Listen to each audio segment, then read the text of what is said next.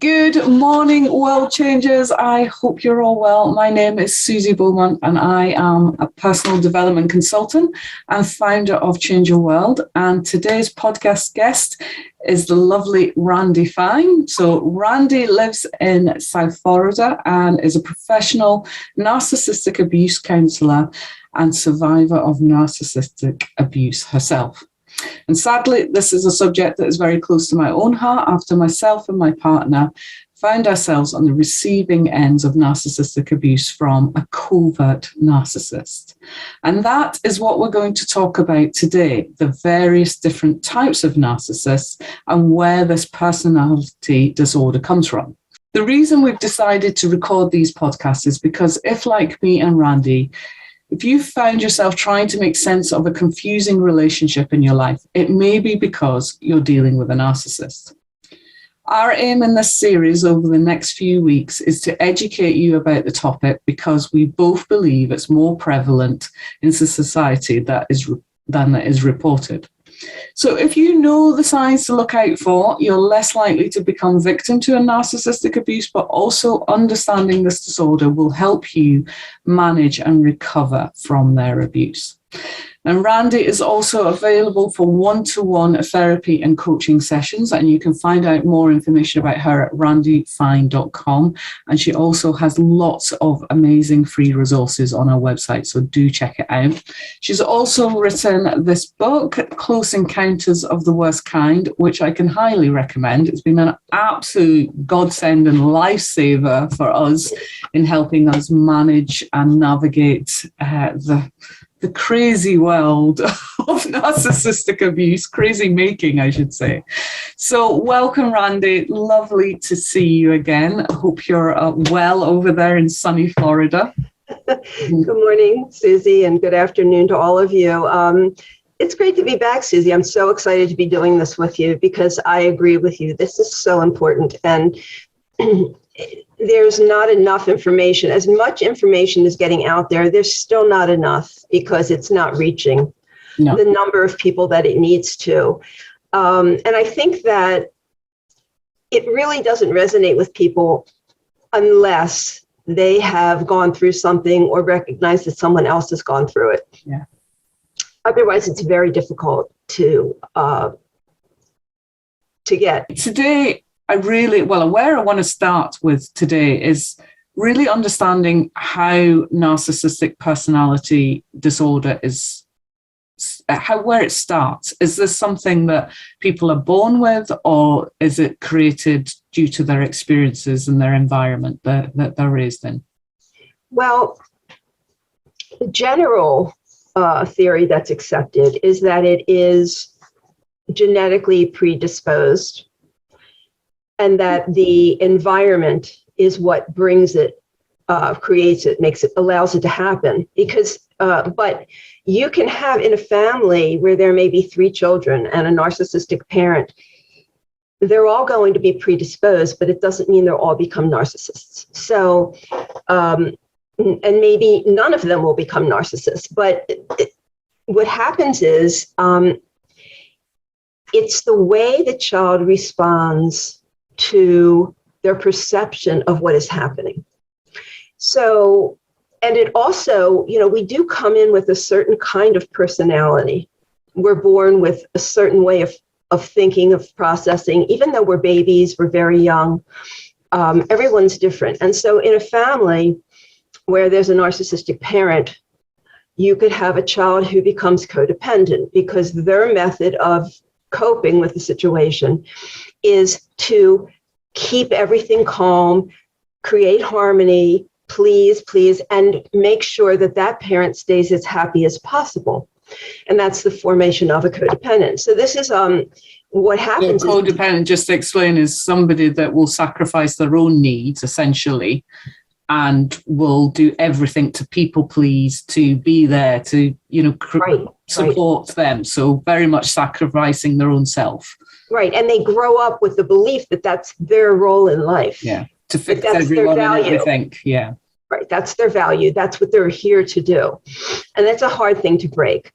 But, you may have children that will dissociate, meaning that they will just sort of escape from reality and just kind of go off somewhere else during this time where they're being triggered or traumatized.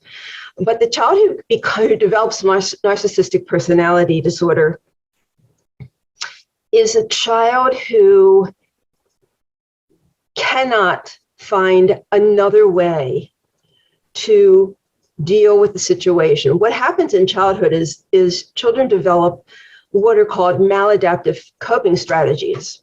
So they're coping strategies, but they're maladaptive because they're not healthy. What they do is they get the child through that period of time where they are subject to it. They're dependent on this parent. So they have to find a way to do this.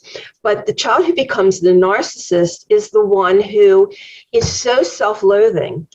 They don't have another way of dealing with this. And so what they do is they just choose to deny their reality completely.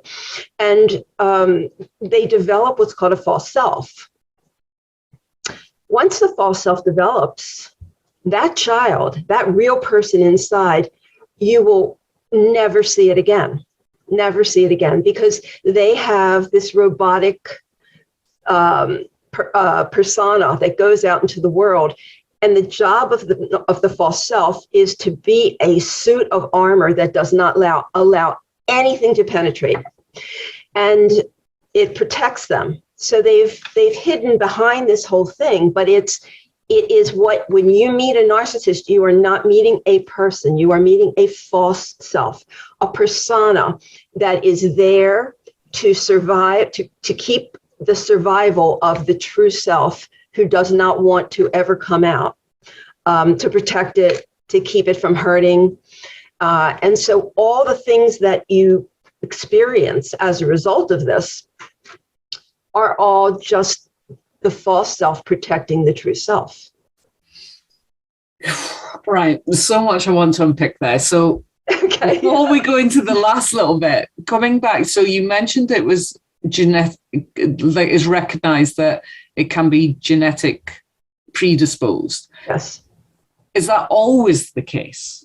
Or can this happen as a result of trauma or experiences that, have happened to them as a child? Nobody knows for sure. And I can imagine that it could happen, but generally, not only is it coming from the generation of their parents, but it's generally come through the genes from several generations. It's something that's come through. So can they recognize this gene? Can they find it? Or, can it be removed so it doesn't keep going down the cycle? I'll tell you how it's removed. It's removed by the last person who develops this or is a victim of it to stop it, to end the cycle of this kind of abuse. And the way that they do that is to heal from it and raise children, if, whatever the next generation going out is, to make sure that they don't perpetuate it. That's the way that you stop it. But there's really no other way to stop it. No, it's not. I don't think that they can recognize that it is this particular gene. Yeah. There's a lot of genetic predispositions that we have that are not necessarily recognized, but they cause us to behave the way we do, respond the way we do. Is there any exceptions to that rule where somebody, still can develop a narcissistic personality disorder without having narcissistic parents or influences, I should say? Well, so more likely, because sociopaths and psychopaths, which are under the umbrella of antisocial personality disorder, they're very much like the narcissist, very much like them. The only difference is that narcissists do what they do because they want the attention, the adulation, and that's why they're motivated. The psychopath and the sociopath do the same things, but they're not motivated by the same reason. They're doing it because they have this sadistic need to hurt people, to affect people.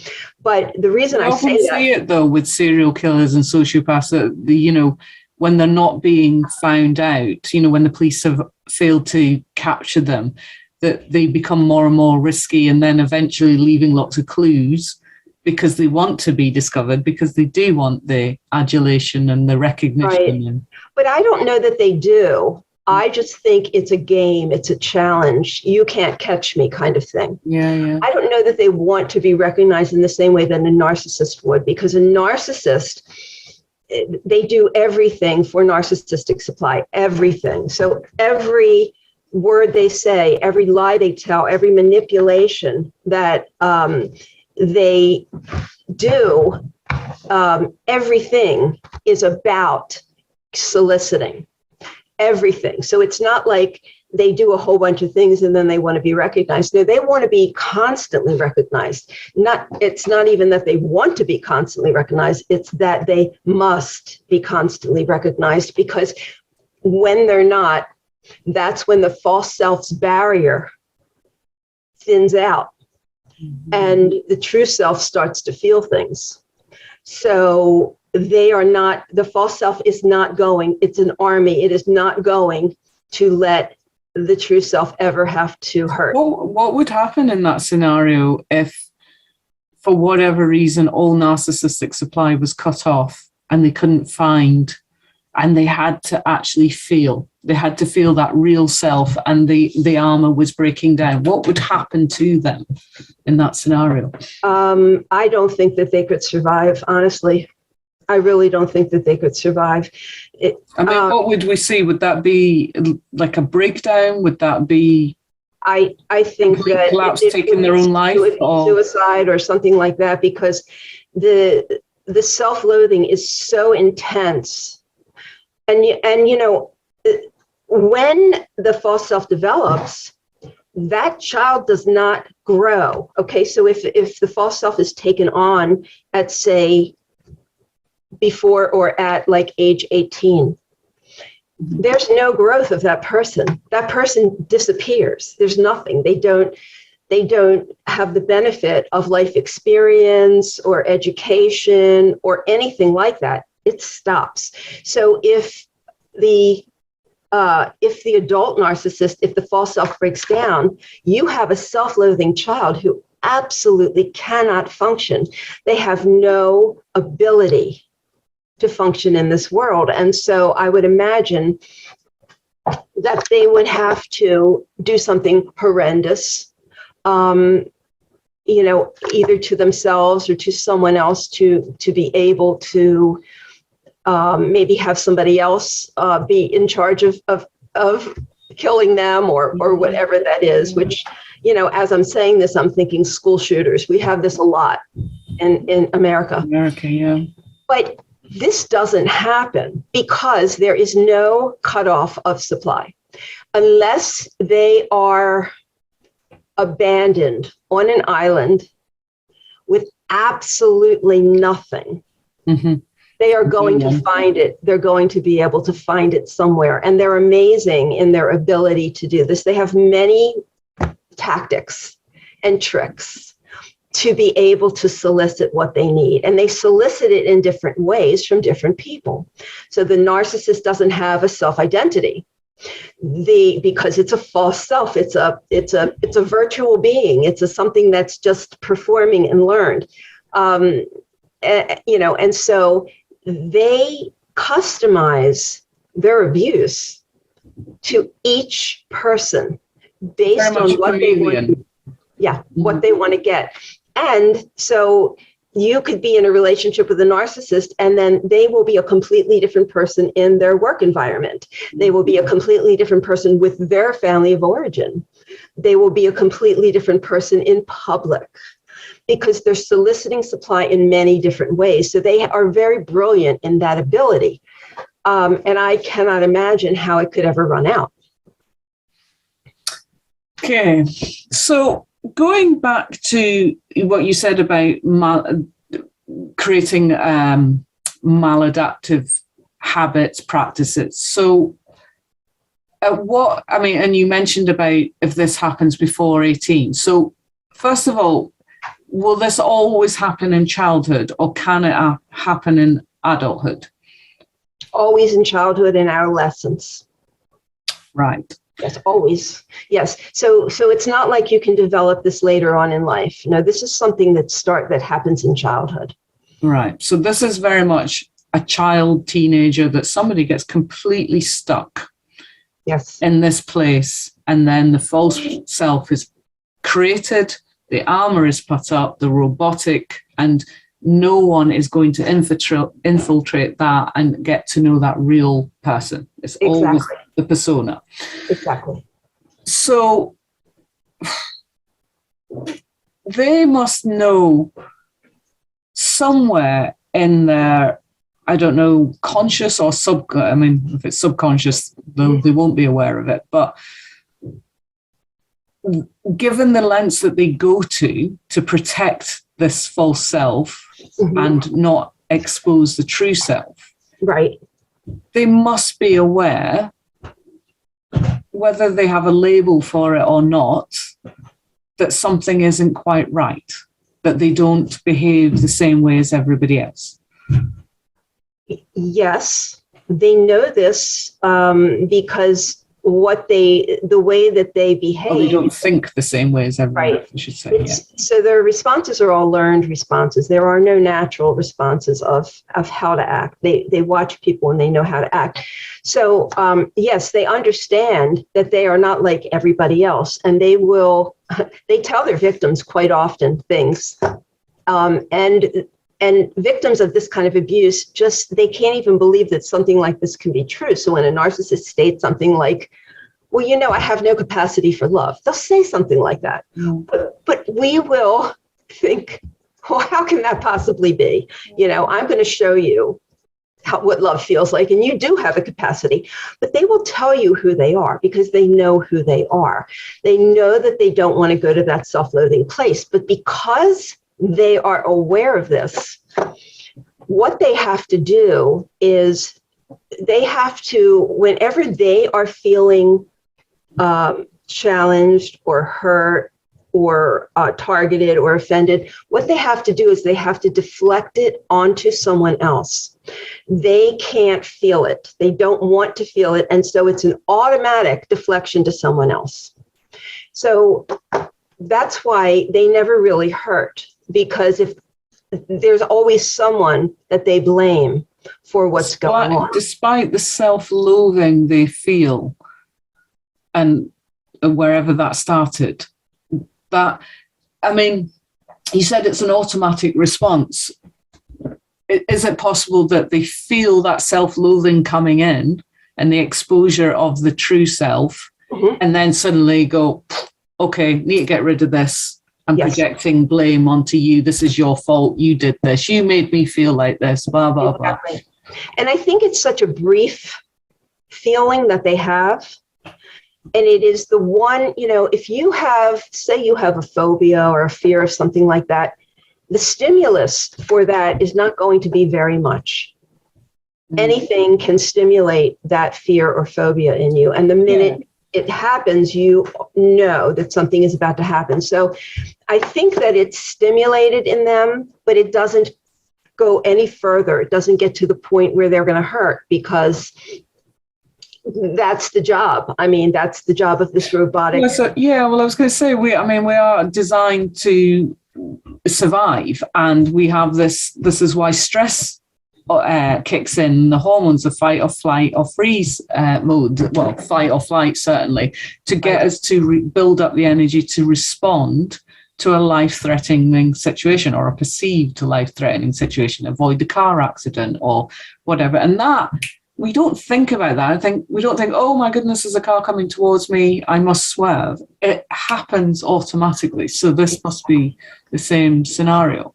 It does happen automatically.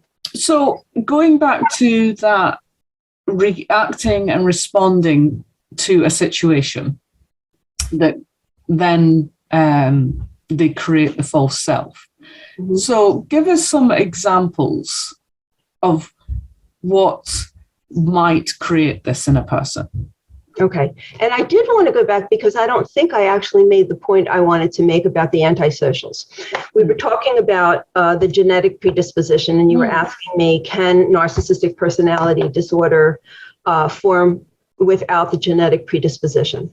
And what I was going to say, and I failed to say it, but narcissistic personality disorder, I believe, has to have that. Antisocial personality disorder does not.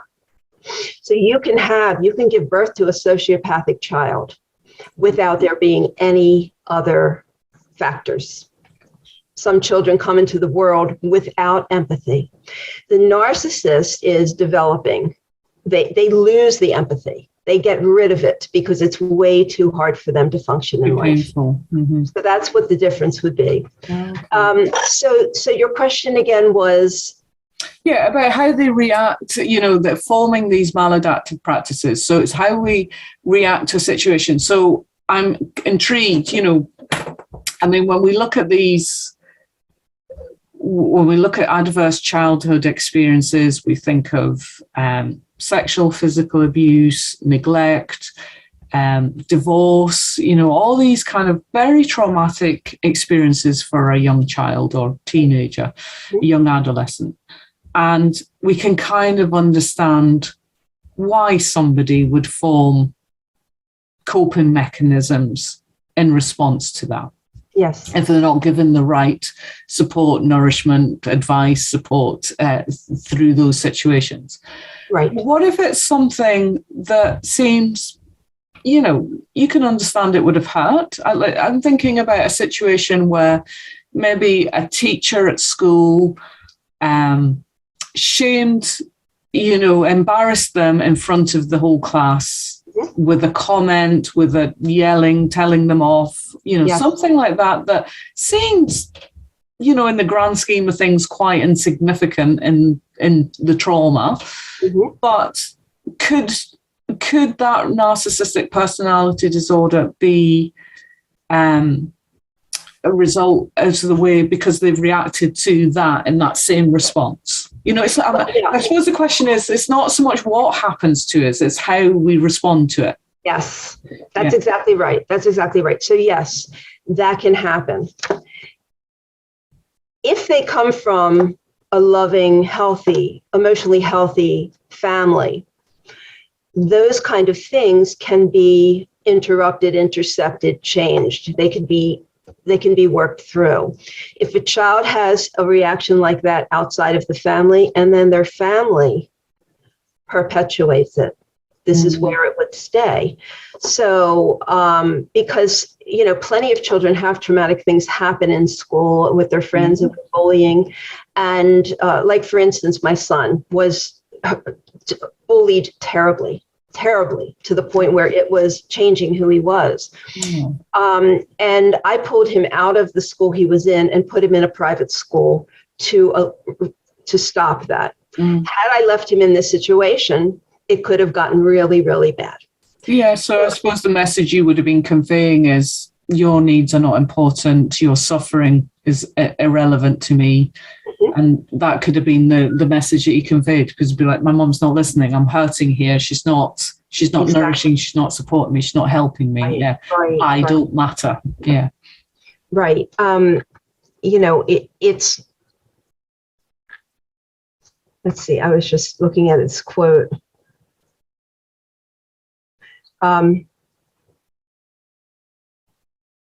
Okay, well, I'll come back to that because there was something I saw here, but I can't remember what it was. But yes, so the home environment is crucial to how this child develops.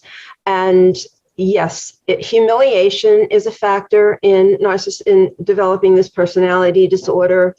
Poverty can be embarrassment from poverty, can be one of the factors. Abuse, physical, emotional, sexual, spiritual, can cause this to happen. It can be a variety of things. It is just this particular child's response to these kind of things that shuts them down. And if you have a child, if you're a good parent and you have a child and you see this child has no empathy and they're shutting down, you can intervene before this takes hold. Okay. So what kind of things would you do in that situation? Well, before we go on to that, just when you picked up about humiliation there, so shame seems to be a really contributory factor to developing this disorder. Just that real, whatever the trauma or experience is, it's the emotion of shame that really seems to be driving this. And it's like that, I need to shut this down because I never want to experience that again. Yes. Is that correct? Yeah. Yes, it's correct. And I can use my own mother as an example, because I cannot figure out where the abuse came from that caused this. But what I know about her is that she grew up in the Great Depression. She was highly embarrassed by the fact that her parents were poor, which is, everybody was poor. But for her, this was her personality, and she deserved more. This is how I see it. She deserved more than what her environment was. And that's what I believe sparked this in her. So it can be a number of things, but I think it truly is the overall personality of that entity, that individual, that would cause them to react the way that they do. Because I grew up with a narcissistic mother. I am not narcissistic. I got very codependent. And I have two sisters, and neither one of them became narcissistic. I believe one developed a personality disorder, but not necessarily narcissism. And every child in that family will split into their own corners, trying to figure out a way that they can survive this. So what do you think it is that stopped you and your sisters continuing that cycle? I mean, I know you said your sister possibly has developed a personality disorder as a coping mechanism, but... Well, I don't think that she stopped the cycle. The universe stepped in, fate stepped in and did not allow my sisters to have children, which is a really, really good thing. Because I don't believe they ever truly healed. And I do believe one of my sisters, she died last year of ALS, Lou Gehrig's disease. But it had been a systematic breakdown of her autoimmune system for years and years and years. And she never accepted the fact that her mother didn't love her, that her mother couldn't love her. She would never accept it. A horrible thing to accept. I mean, that's horrendous. And she was in her late 60s and still had this magical thinking that somehow, some way, her mother would accept her. And it just never happened. And I think she went into such a severe denial over the course of time that it ate her up inside. I actually feel that right there, listening to that, just the pain of that, your sister, and what that must have felt like. Just yes, it ate her up inside, and she lived a life that was completely phony. So she gave off an image of something very different. So she was not living an authentic life, even though she had the benefit of me helping her and supporting her. She just would not do it. My other sister handled this in a very different way. I can't really put my finger on it, but while she said she healed from it, I have no evidence that she did.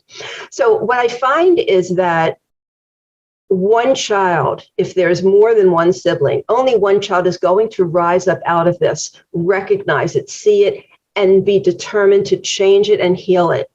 And when that child pulls away from this cesspool of this family, of everybody sort of in this thing, this mess, the other children tend to go in closer to that narcissistic parent because there's only so many crumbs to go around. And if the parent has to distribute those crumbs between 3 children, well, each children is getting very little. When one child leaves the whole thing, gives it all up, the other children come in and they want to steal their crumbs. They want more. So they tend to go in closer to that parent. But also, I'm thinking how you developed a codependent relationship. They could have had those tendencies as well, because I know you don't speak to your mum anymore. Right. So when you stepped away, rose away, then suddenly there would have been that, oh, we've got to look after mum. Yes. So they became very defensive of her. Whereas prior to that, they bashed my mother every single time I talked to them. They said horrible things. They hated her. They called her every name under the sun. They blamed her for all the problems they had in their life. And when I healed, all of a sudden, you can't do this to mom. Yeah. Interesting, isn't it? Very defensive. Because it becomes this triangulation that plays out with narcissism, that, the narcissist at the top, and they're setting sides off each other. And this is what we see with leaders when we see wars happening and what have you. Right, before we go off tangent, because I do want to explore the different types. Okay. So we've got somatic, overt, covert, antisocial, malignant, and I've missed one, cerebral. Antisocial, and cerebral, right. Yeah. Right. Is that all of them? Have I covered them all there? So probably enough to be all going the ones on with. That I speak about, I would imagine that there are other types. But when in my book, Close Encounters of the Worst Kind, I touch on these particular ones because I think they're most prominent. The somatic versus the cerebral. This is a concept that was brought forth by Sam Vaknin. Sam Vaknin is a professor of psychology or psychiatry, and he is a narcissist. He is a self-proclaimed narcissist. And he has spoken for many years about narcissism. And so he tells us all about the different kinds of narcissism. And he talks about the somatic versus the cerebral. So the somatic narcissist would be the one who uses their looks, their sexuality. This is how they capture supply, through seduction and flirting and that kind of thing. And we will see this very much on social media, celebrities, that kind of world. Yes. Where the adulation, the admiration, the followers, oh, look how many followers I've got on Instagram, doesn't mean to say anybody with large following on Instagram are narcissists, by the way, let me put that out there. Right. But, you could see them falling into this world. That would suit them. Right, using seduction as a way to solicit narcissistic supply. And then you have the cerebral ones. The cerebral narcissists are the ones who use their intellect. They are highly intellectual. They only want to be with other intellectual people. And they are so brilliant with their ability to use their mind through their intellect to make victims, to suck victims in. They can use their intelligence, their education, things like that. And they also only want to associate with other cerebral people. That's the only people that they respect. But the difference is the somatic narcissist is out in public. The somatic narcissist wants the limelight. The cerebral narcissist is a little worm hiding away in their own home. They're doing it in other ways, but they're not the ones in the limelight. So that would be the difference between those two. So where do they when we talk about the admiration, adulation, and attention, if they're not in the limelight for their discoveries, their, the greatness in their intelligence, where are they getting it from? Just their peers? Well, it could be from their peers. It could be from the things that they're accomplishing. They could be professors. Mm-hmm. They could have students that admire them. They could also be doctors. They could be in the medical world.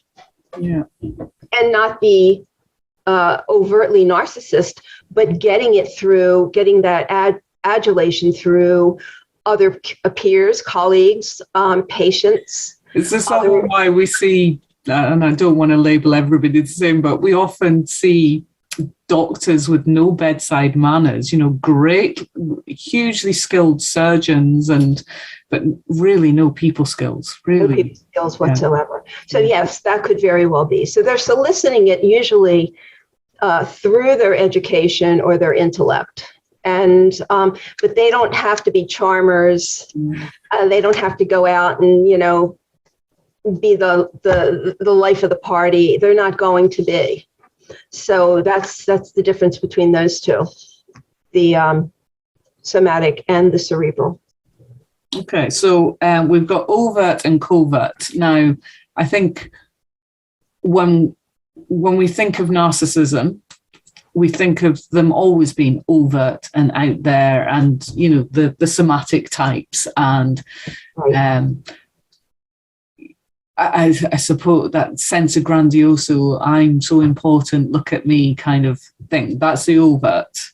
That's the overt. Yes. And I mean, an example of that. I mean, don't want to wrongly accuse or label somebody, but it's often said that Donald Trump is a narcissist. He's an overt narcissist. Yeah. Yes. He's like, look at that. That was brilliant. That was down to me. I did that. Yes. It's only amazing when I do it. Yes. And when he's called out on anything, he's like, nope, that didn't happen. Nope. Exactly. You're like, but here's the video evidence. Here's the footage. She's like, nope, didn't happen. So gaslight. So yes, Donald Trump is an overt narcissist. He's a perfect example of an overt narcissist. But overt narcissists are not nearly as dangerous as covert narcissists are. And what you'll find in government is that most of them will be covert narcissists. And what I like about Donald Trump, because people say, oh, he must really. What I like about him is he tells you everything. Yes. He tells you everything. And people are not used to that. He does have verbal diarrhea when it just comes out with whatever is on his brain. It comes out, you're just like. But most politicians are clandestine. Everything is under the radar. You don't know what they're thinking. People can't handle someone like him who is so obviously he's telling you what it is. He's telling you what it's like. So yes, we see a lot. So the overt narcissist, it's a perfect example of them. And what trips people up is if they've had a relationship or were in the family with a parent who was an overt narcissist, they're very likely to get caught up with a covert narcissist later on in life because they're looking for the exact opposite. And they don't know that a narcissist can be a different way. And I see this quite often. People will say, I was looking for anything but my father. And then this is what I ended up with. Yeah. So the covert narcissist is the one that never really shows you who they are. You have to do a lot of deep diving and a lot of detective work.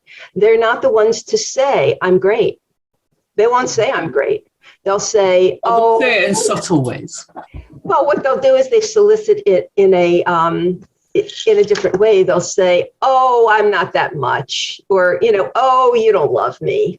Or, you'll say, but Mom, you're so popular. Oh, no, I'm not. Yeah. That's really, you think? Exactly. And then meanwhile, on the other hand, they're telling you about this person loves them, that person loves them, this person, everybody loves them, but they'll never come out and say it. So it's very different. And they almost come out to be really kind of, what's the word I'm trying to think of?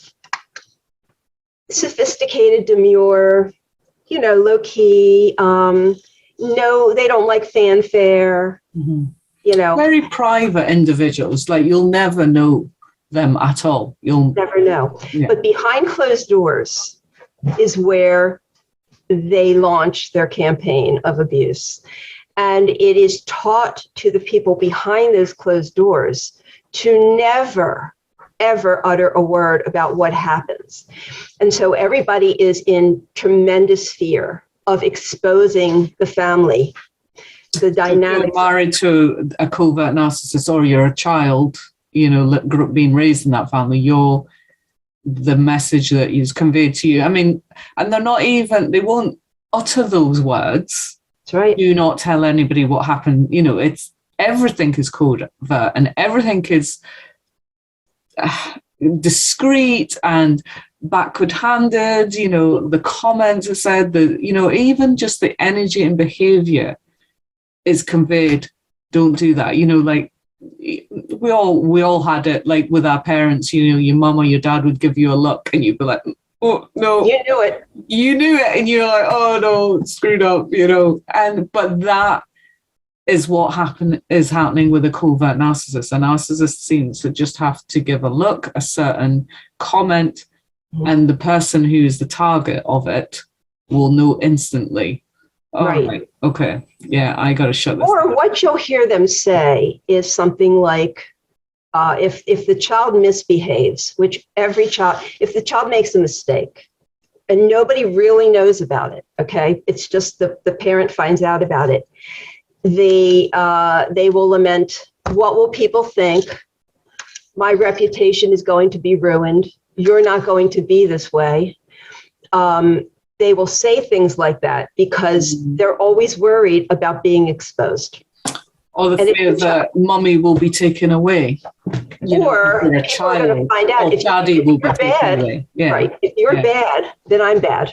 It's not that they'll be taken away, but like, for instance, I was a golden child. My mother was the narcissist.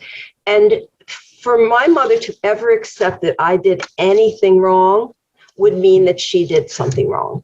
And a narcissist can't ever accept that they do anything wrong. So she never allowed me to take responsibility for the things that happened that I did wrong. I was never able to, oh no, that wasn't you, that was someone else. Oh no, they're jealous. Oh no, you know, this must have happened, or, you know, whatever it was, I was never allowed to, because that would make her feel like she did something wrong.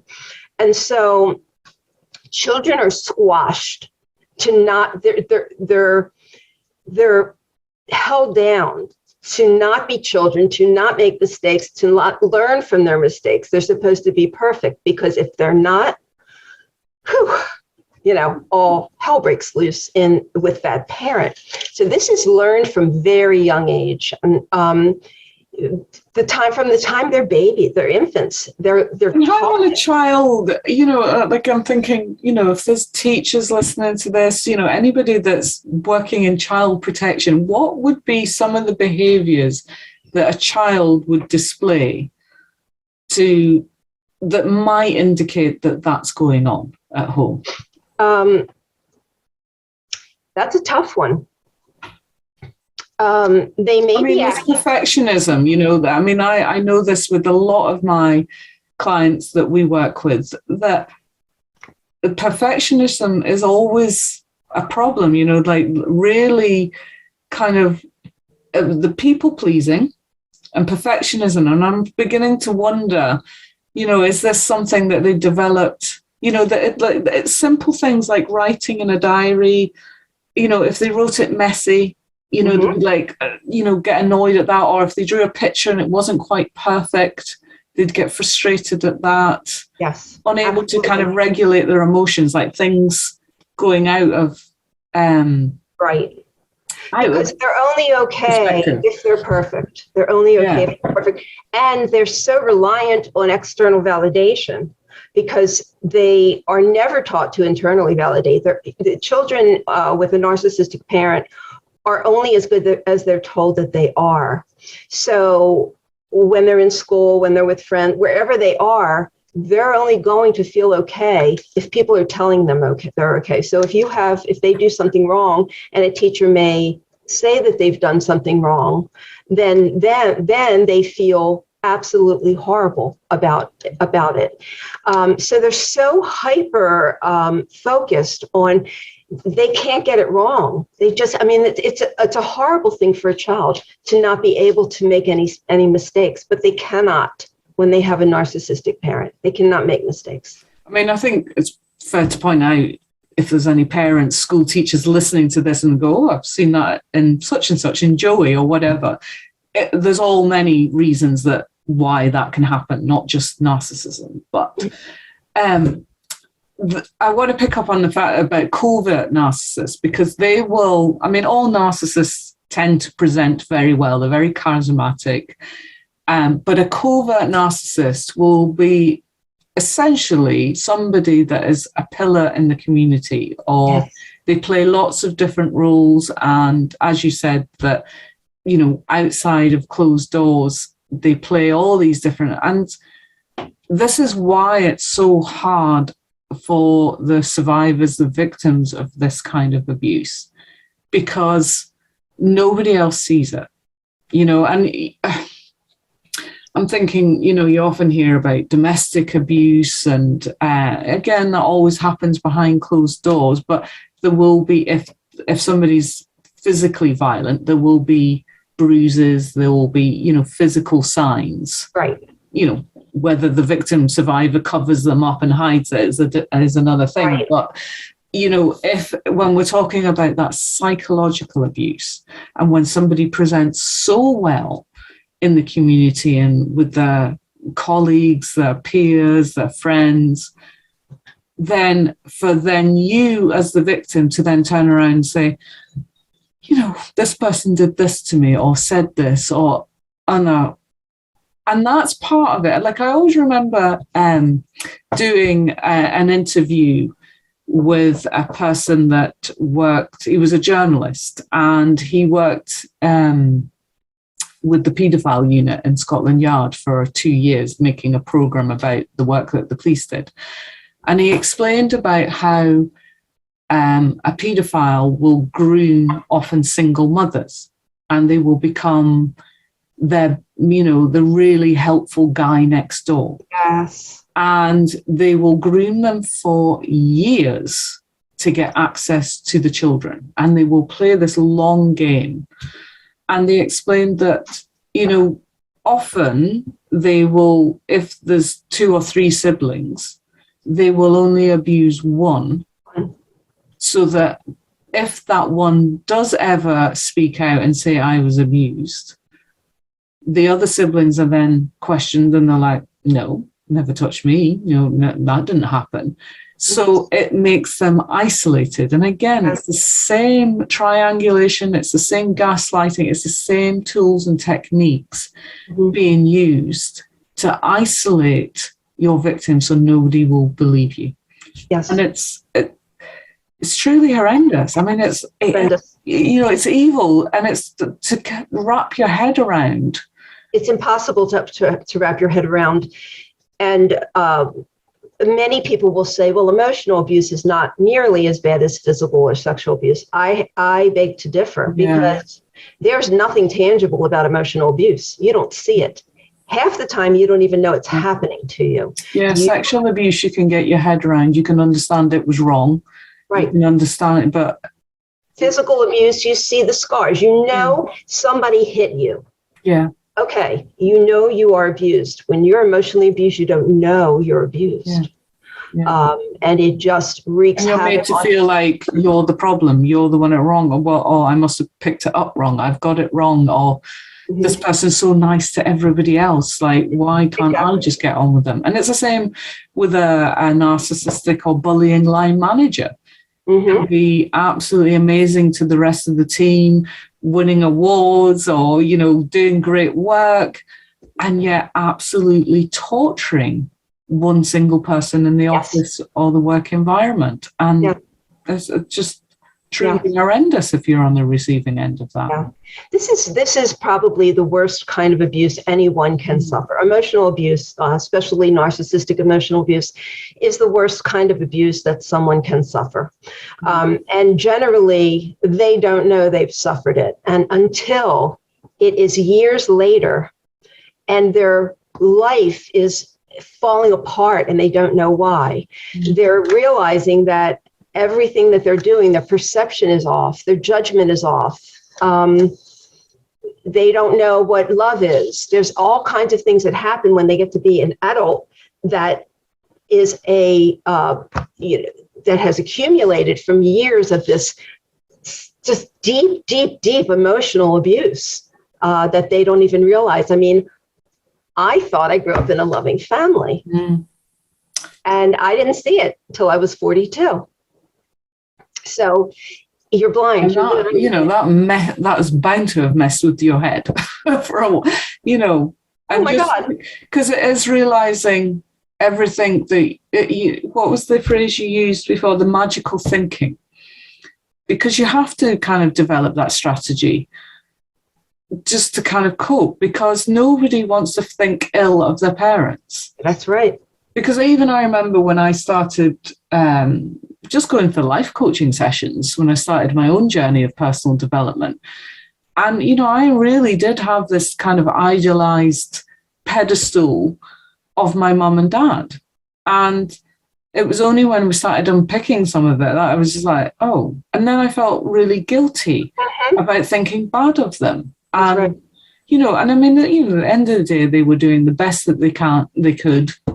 And, with hindsight, probably would have made better choices, said different things, done it a different way, as we all do. That's right. Just the journey of growing up. We make mistakes. And, I always say nothing is a mistake if you learn from it, but it's right. Repeating it is where exactly. The challenge comes in. Yeah. And,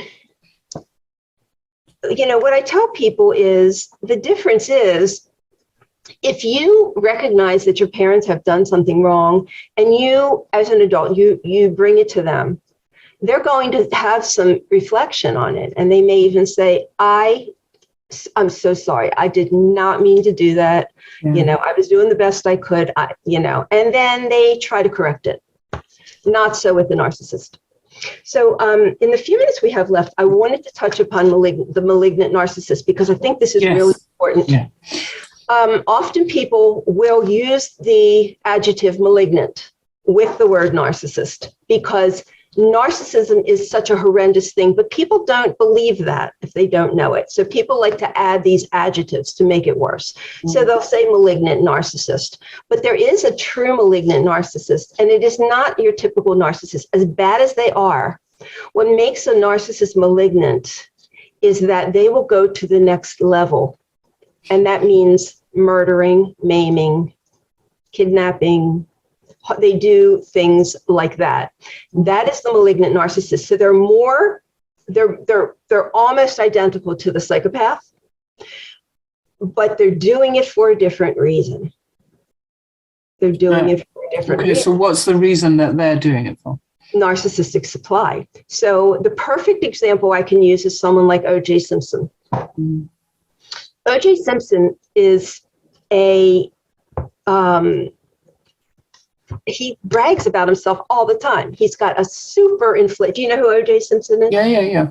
Okay. Yeah. So he's got a super inflated ego, super inflated, and he needs this constant influx of people being around him, complimenting him, looking up to him. But he also has this part of himself that is, he's a killer, basically, inside. And he's going to kill somebody that makes him look bad. So it's not like make him look bad. Make him look bad. So it's not like he's going out and just choosing a random victim. No, malignant narcissists are going to kill people that make them try to ruin their reputation or somehow. Oh, I see. Right. Okay. Right. I got you. Right. Have some kind of effect. So, like, for instance, his wife, Nicole. She supposedly had this man there. Well, that enraged him. How dare she? That makes it look like he's not special. O.J. Simpson is not special. And the rage that causes the murder is intense. So that is the malignant narcissist. Now, are they always malignant, or can this develop from your, I don't want to say mainstream narcissist, but what I'm thinking of, those cases that you're, OJ, but I'm thinking of two cases that happened here in Scotland when divorce happened and sole custody. So one case was a mother in Edinburgh, and basically she was denying access to the children to the father to the children. And it went through the courts, and he kept highlighting this behaviour and interfering with the the access to the children. Eventually, the custody was handed to him of the children. And she went home that day and murdered the children. And, she tried to kill herself. She ended up not succeeding in that and went to prison. Right. Same scenario. There was a guy, did the same. Divorce happened. The children were actually grown up, but he couldn't handle the separation, and that went on a crazy, killed his daughter and I think her new partner and his ex-wife. Right. And again, and there's situations where single mothers want to date somebody and the man doesn't want children, and they get rid of their children because they want to date somebody or whatever. That's happened. Susan Smith, I think it was, in the United States that happened. I remember that story. Yeah, if she drowned her children, I just think that I don't know if they're born that way or if it develops. I really can't tell you. And it's not like they generally have a pattern of malignancy. It usually comes out in some major way, so some major trigger that brings. That's what I'm thinking. The abandonment, a major trigger. So therefore, then that starts developing. And if that narcissistic supply is cut off, will they escalate the behavior? Because obviously anybody listening to this and thinking, okay, I need to get out of this relationship, whether it's a romantic or a workplace relationship, right. They need to do it very carefully. They do. You always have to be careful because you don't know what you're dealing with. You don't. You've got clients. What I say about narcissists is you have to remember, anytime you try to approach them or if you try to address something that they're doing, they will always go lower with lower morality. They will do pretty much anything to mess you up. So I say you go low, they always go lower. So it's why we never want to confront them, because there's no depths that they will not go to win, to exert control. And you don't know if they're safe or if they're not safe. Generally, if they've never laid a hand on you, I would imagine OJ has probably, and I think he did, he hit Nicole several times. There's pictures of her with black eyes. This wasn't the first time that he beat her up. This time he just happened to kill her. But most of the time, if somebody is physical with you, if you are with a narcissistic relationship and they're physical with you, then you have something to be concerned about. If they've never been physical with you, chances are they're not going to suddenly develop that way, because their emotional and psychological abuse are far worse than anything they could do to you physically, and they know how to do that. So I don't want to scare anybody in that way. And so, it is about, getting yourself fully armed with the information and about how to do this. Right. And being aware. You have to be aware of. So I have to go. We will continue this. We will be back next week and we'll be talking all about recovery and healing from this and exploring this subject and more. But more details in Randi's book, Close Encounters of the Worst Kind. And do check out her website, randifine.com. But love to you all. Thank you, Randi. It's been an absolute pleasure. And I'll see you next week. See you next week. Take care. Okay, bye, everybody. Bye.